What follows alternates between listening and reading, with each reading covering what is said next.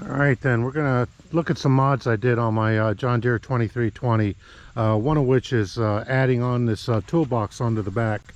I'm just gonna go ahead and drop that 3-point there. All right, so what I did is that, when you're running these tractors, you want to make sure you have, some tools handy with you. And I thought about, putting on a toolbox with, maybe on the side here, but actually on this machine, I've got my remote for my snowblower. This is the chute control, left and right, and then up and down.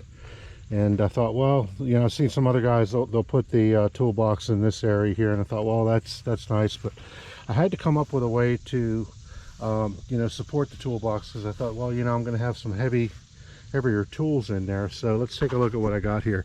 Now I've got a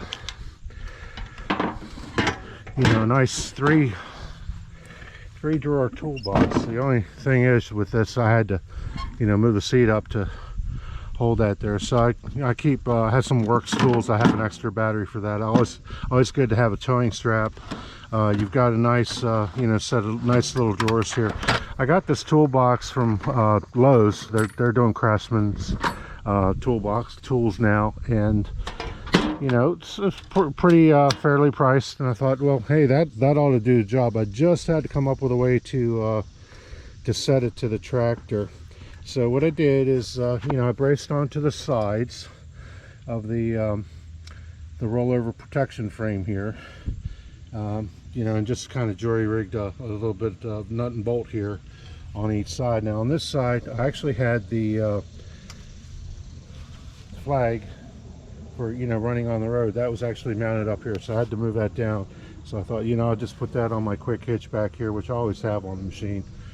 So that side actually worked out a little bit more robust. And then I just used some angle iron frame around the bottom there.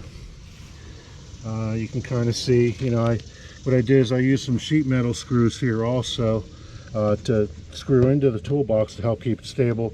And then also I had to, on the frame of the machine, I used some spacers here to get up over these nut heads or bolt heads to level things out. So that worked pretty well. I think I have these braced down below too, so that worked out very well.